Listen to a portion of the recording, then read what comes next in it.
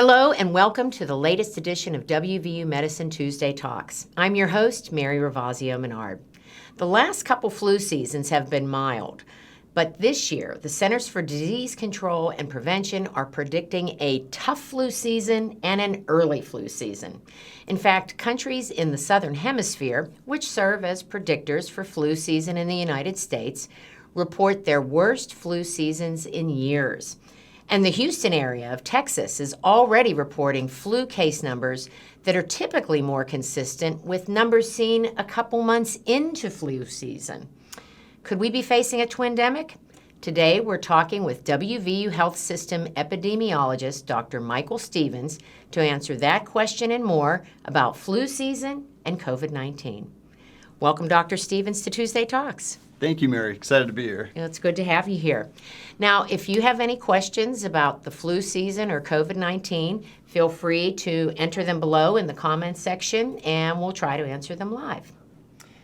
Okay, so let's start with the upcoming flu season. Why exactly are the experts expecting this flu season to be an especially tough flu season? Yeah, Mary, so we aren't doing some of the things we've been doing for the past couple of years. So we're not masking the way we were early in the COVID pandemic. We aren't doing the social distancing. There's more people sort of clustered around each other. And we remember to pre-COVID days when you would see a spike in flu activity in the fall and the winter because people were clustered indoors. It was easier to get infected that way. So we've got the fact that we're no longer masking and social distancing, and then some of the things you mentioned in the intro with the Southern Hemisphere experience. Remember, in the Southern Hemisphere, like Australia and New Zealand, their winter is, in the months between April and October. And so we look to them to predict what's going to happen here. And they saw the worst flu season in years, sort of looking like a pre-COVID flu season. Okay. And it happened early. So and that's sort of what we're seeing in the U.S. with what you talked about in Texas. Yeah. And Georgia's doing the same thing. D.C. actually has relatively high activity. Wow.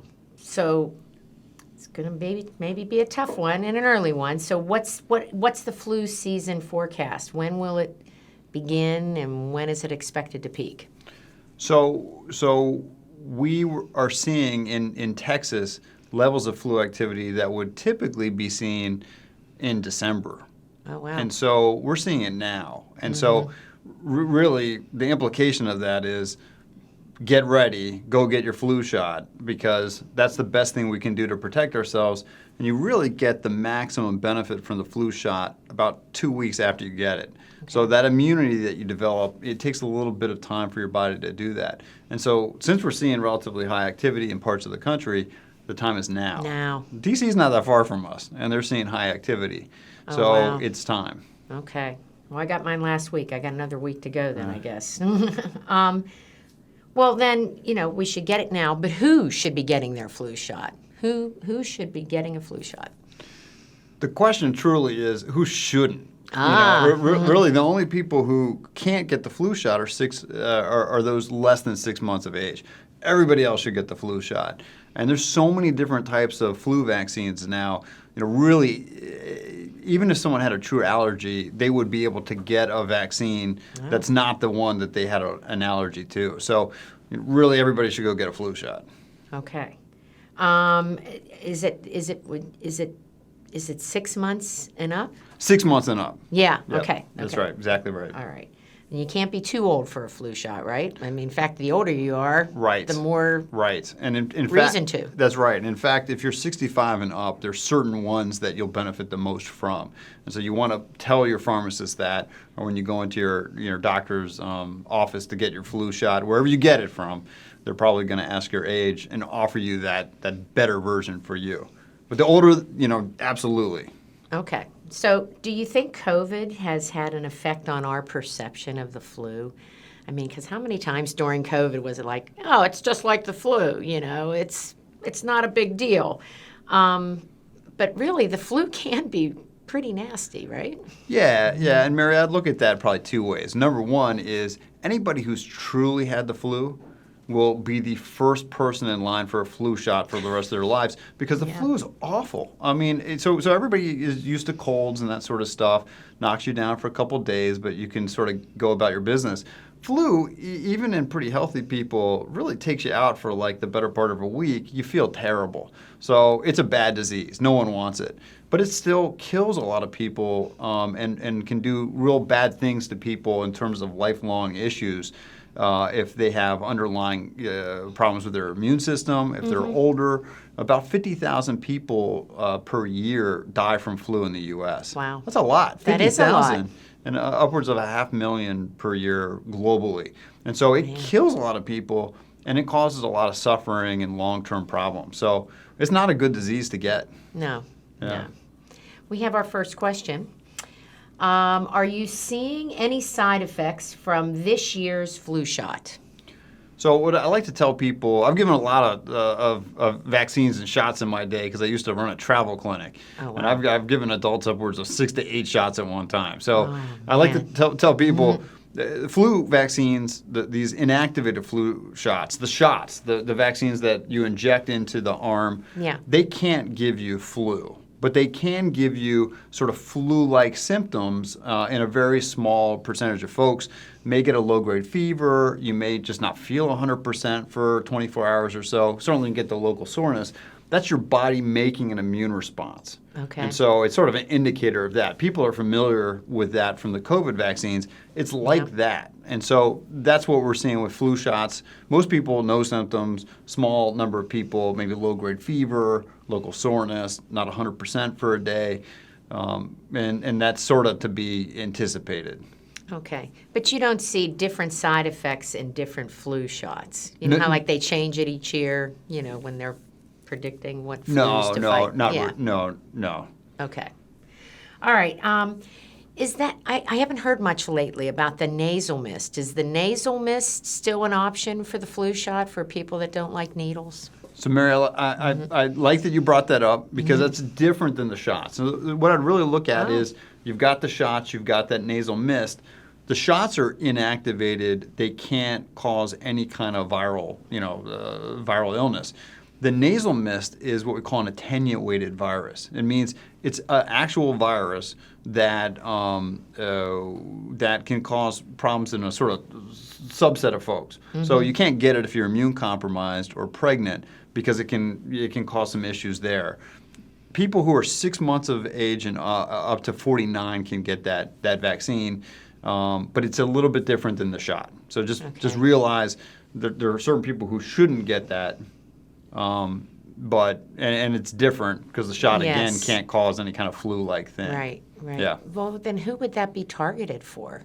The nasal mist. Who would be a best candidate for that? Yeah, I think it's what you mentioned, Mary. So if you have a kid who's between 6 and 12 and really they can't tolerate shots and that would be a good potential candidate for the nasal mist. But not if they're immune compromised. Okay. Yeah. Got it. Are they expecting to have enough flu vaccines to meet demand this year? Yes, there's no shortages that have been reported to the CDC. I think the bottom line is if you want a flu shot, you should be able to go get a flu shot. I don't think that's going to be an issue. Okay. So we've talked about the flu season forecast, but that's not the only thing we're dealing with. Yeah. What's the COVID-19 outlook going to be as we're heading into winter?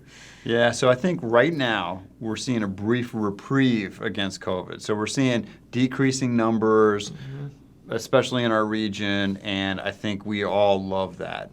Yeah, we do. but it's not over, and unfortunately, we often look at a couple different things to predict, are we going to see another spike in activity?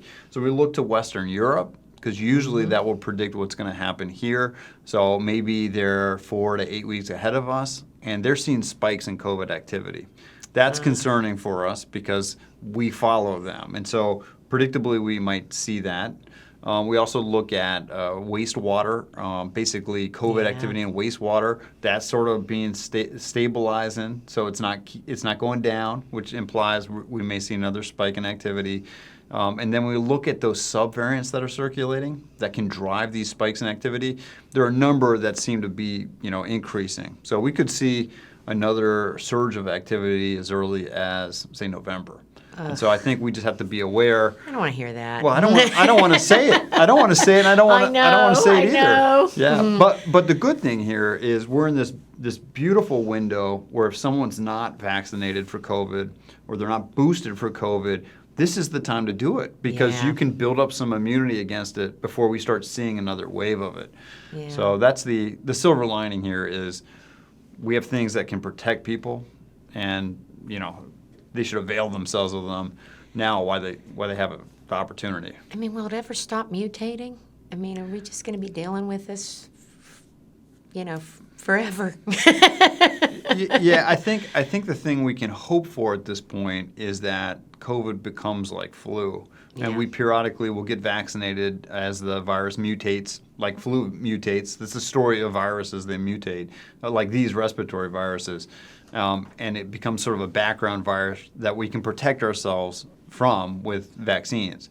We're certainly not where we were almost 3 years ago in those terrifying times, right? Things are better than they were, but it's not over. And similar to flu, you don't want flu or COVID. So, Mary, I know you don't want it, but like people in general who are listening, they don't want it. No. But we want to protect the people we love, and the people around us, and the people who could get it from us and could die from it. And those folks definitely, are out there. And so that's where we all have to do our part. Yeah, and we all know somebody that, I've got an aging mother, I have an immunocompromised sister, and I don't want to get them sick. For sure.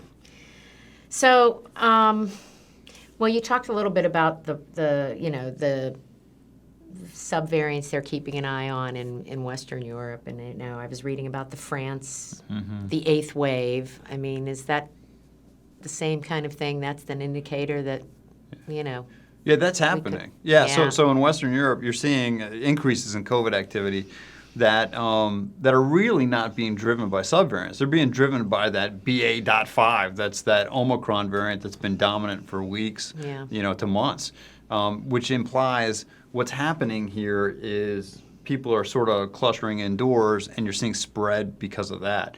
Yeah. What are we going to start doing, right? I mean, we had a couple days in the 30s here. Yeah. We're gonna start clustering indoors, and we're gonna see spread. So. All right. So, what's the possibility or the chances you think then that since flu season's supposed to be worse and we could be heading to another surge or increase in COVID, that we would have the so-called twin-demic?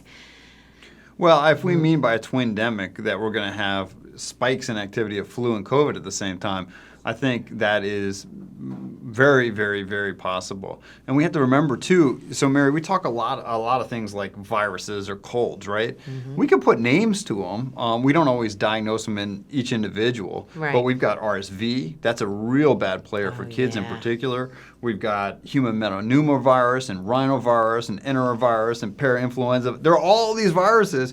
They're circulating right now. Kids are unmasked in school, and they're going to bring those home, and you're not going to know what somebody has. You're just going to be sick, and it could be COVID, could be flu, could be one of these things, and that's an issue. So it's not a twin-demic; it's like a quad-demic or whatever. I don't know what that number is, Mary. I don't know.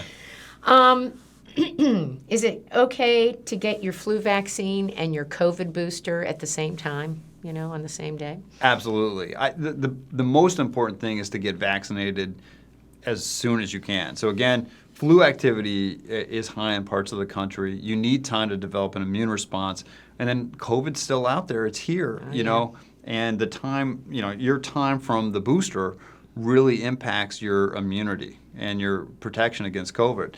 These new bivalent boosters, people are eligible for them if it's been 2 months since your last COVID vaccine and you're over 12 years of age, 12 and older. And it's a reformulated vaccine version that includes Omicron essentially. Mm-hmm. And so it provides more protection than the original vaccine did. And so I encourage people to go get it right away. So Yeah, and I would not wait. I wouldn't space them apart. You're at risk for both. Get them both. Okay.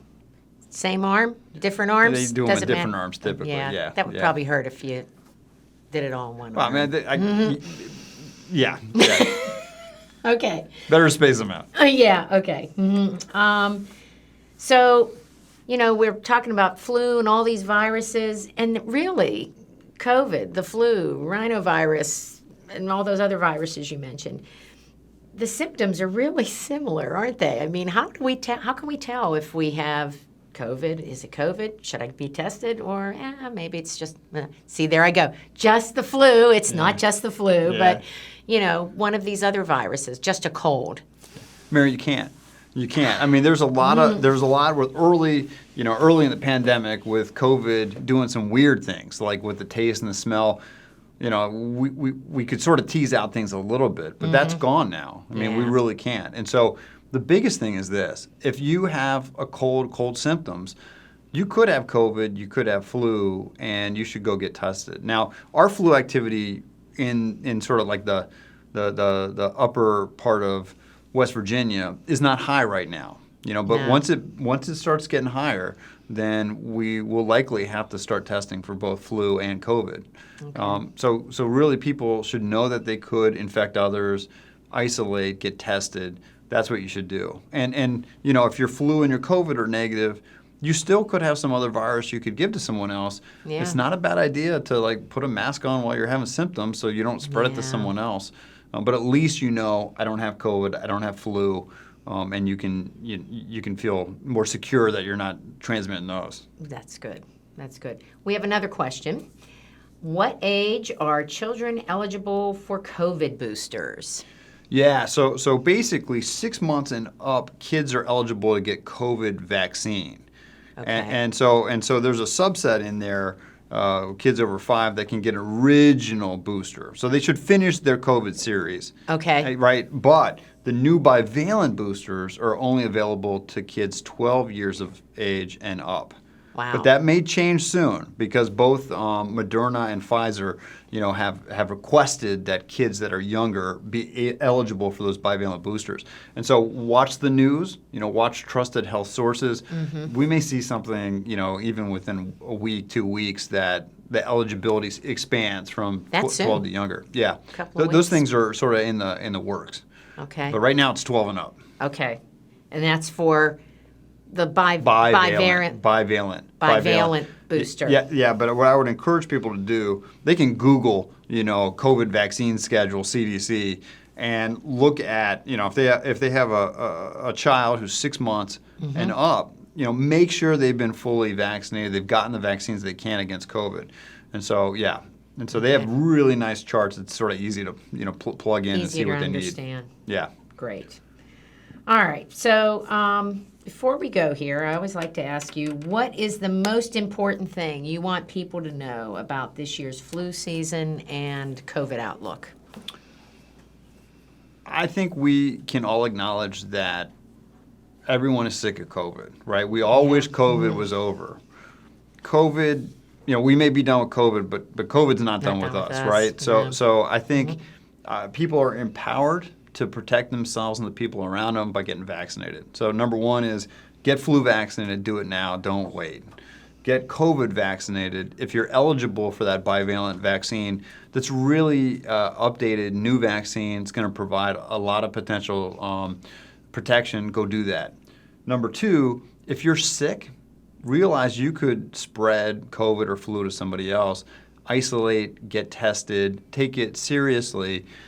Things will get better. As we come out of the respiratory viral season into the spring, there'll be less viruses, there'll be less flu, hopefully, and things will get better. But those two things are probably the most important right now. Get vaccinated. If you're sick, take it seriously. Get tested, isolate. And I think we've improved from a COVID standpoint. Yes, we have. But we can't really stop yet. We have to do the things we know are going to protect ourselves and others. Okay, very good. Thank you so much. You gave us a lot of really good information here, and I appreciate you sharing it with us. Thank you, Mary. All right, great. So that brings us to the end of this edition of Tuesday Talks. If you're looking for more information about the upcoming flu season and COVID-19, visit the CDC website at cdc.gov/flu and cdc.gov/COVID. And for more information on WVU Medicine, visit wvumedicine.org. I'm Mary Ravazio Menard, and on behalf of Dr. Stevens and everyone at WVU Medicine, thanks for joining us and have a great day.